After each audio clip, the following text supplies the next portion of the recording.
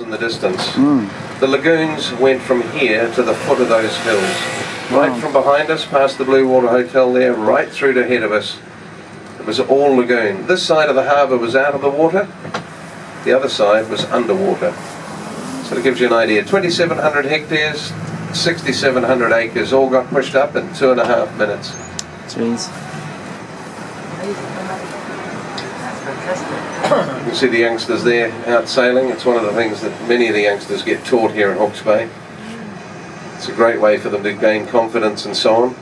All of the rivers used to flow out past us here. They used to flow into the lagoons, and at one point the lagoons were completely isolated from the ocean, but it was Chief Ahuriri who got his warriors to clear a passageway through here, and that's why this area is called Ahuriri, so that the rivers could flow out into the ocean and the sea fish could come in and feed in the lagoons, and that helped the fishing.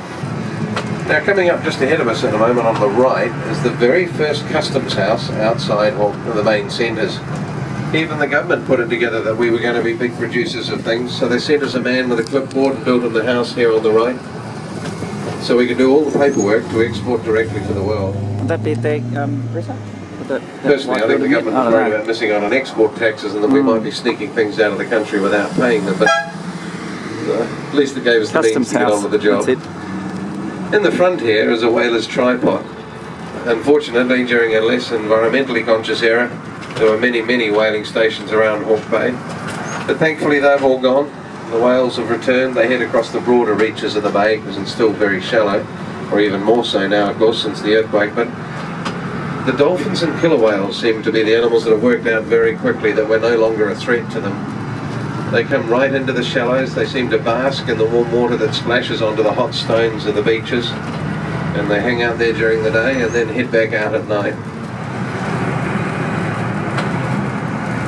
And as we come along here, you'll notice there's a lot of vehicles with just trailers on behind. Looks like we've got the world's best boat thief going on, but it's just a typical day, typical weekend. It doesn't have to be the Christmas holidays to look like this around here.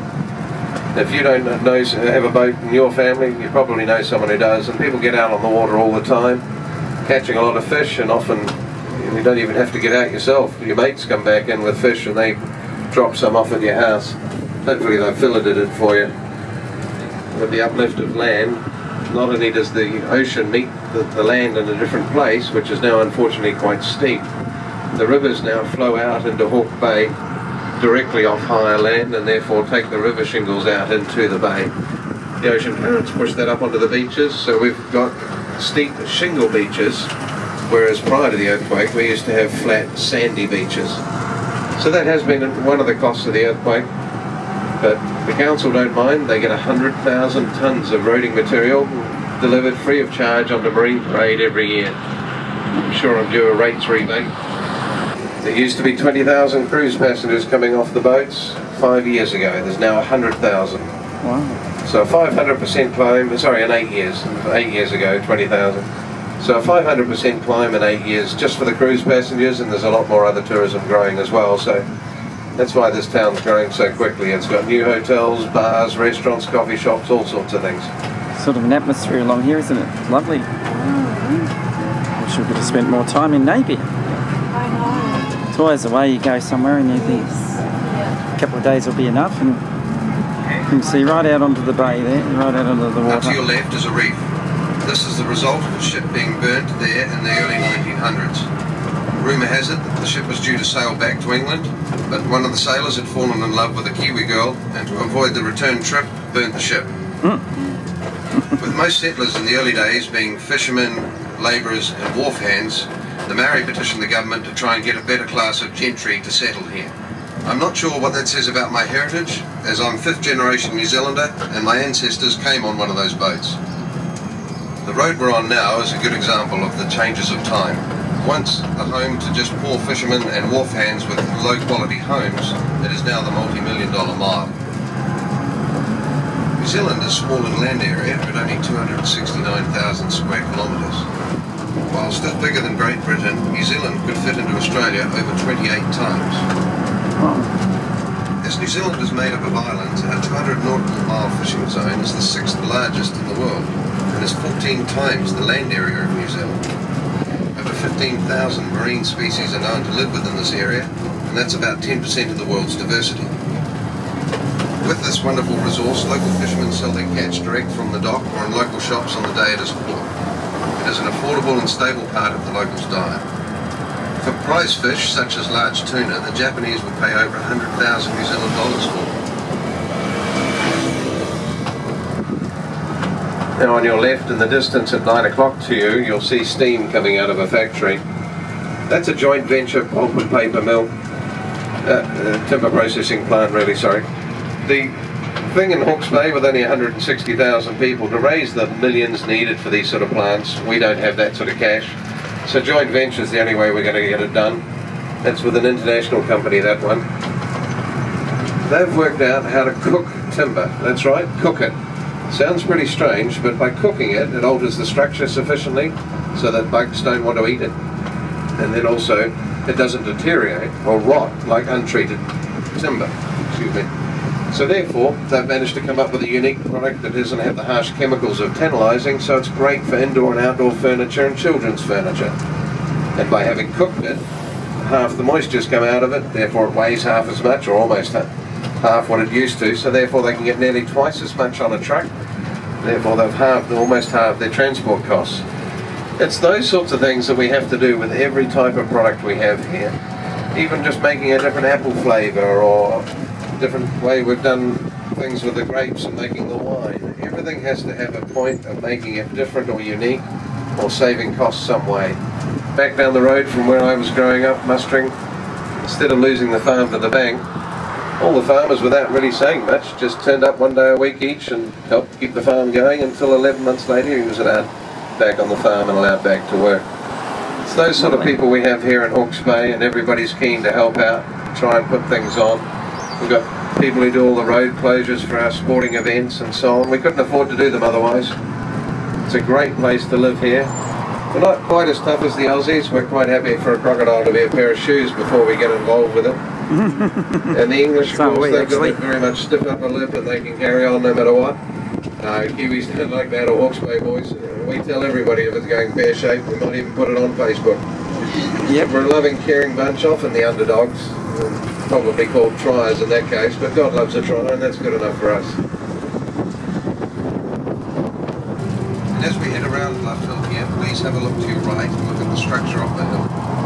Many of the hills around Hawke's Bay have a similar makeup. It's not hard, it's very soft. It's made up of river silts, seabed sediment, volcanic ash layers, and also coral reefs. Where's down with a geological curve, soft enough for the birds to scratch nest holes in. The centre of the North Island and the Southern Alps are made up of a much more volcanic lava rock, and that will weather much better. Other than the fact that your mum finds out everything you do as a teenager here, it's a pretty good place to live.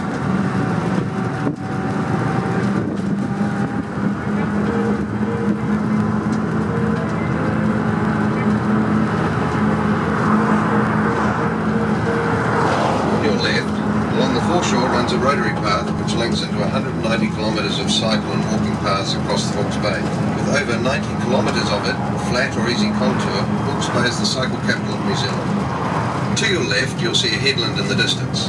That's Cape Kidnappers, where locals tried to abduct the servant from aboard Captain Cook's Endeavour in 1769.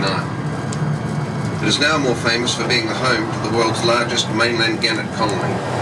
The young bird's first flight is direct to Australia. No practice, no warm-up, just a wing and a prayer. There's also a golf course out there that's ranked in the top 20 of the world.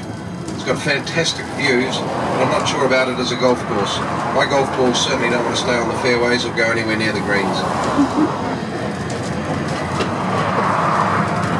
The way England helped us develop was phenomenal. By having all that ready-made market when we were a young country meant that we didn't have to worry about anything other than trying to produce things.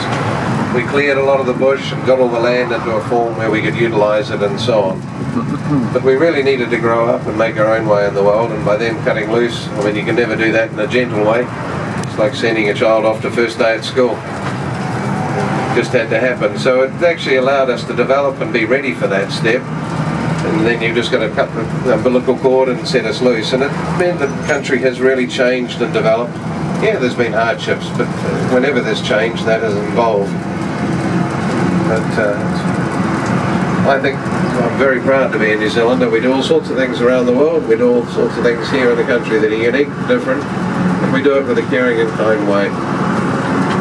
Not all progress, though, has been overly had a 100% positive outcome. If you look at the swimming baths on our left here, and the sand shell ahead where they've got a skating rink, they were there right from the 20s and other forms through to the 50s and 60s. People would go home and have dinner and then come out and socialise while the children swam and skated. And of course, with the advent of television now, everybody seems to go home and watch that and lock themselves up instead of being out social. But we're still a very caring society here, and it's good to see so many people involved in helping make changes or help put on events that we would not have been able to do otherwise, and actually almost steering society where we want it rather than it turning up by an accident somewhere. Well, ladies and gentlemen, that concludes this morning's tour. I certainly hope you've enjoyed it. It has been a privilege having you on board. Please have a safe journey and a safe return to your family and loved ones. And as I said earlier, though, please take a politician home. That would be much appreciated. And of course, if you have any thoughts on how I can do it better, differently, please do let me know. I want to get better at this every day. And if you have enjoyed it, please tell a friend or put it on TripAdvisor or something, because that greatly helps us. Thank you so much for taking the Hawke's Bay Express. Absolutely. I've got a postcard for each of you, and I wish you all the best. And I hope the weather stays fine wherever you're going. Thank you. Oh, I always forget. And thank you to my wife for supporting me in this business venture. She's a wonderful lady. I had to go to Europe to find her, but I dragged her back here, promising her the shopping was like New York. So I've got a few brownie points to earn up anyway. Thank you.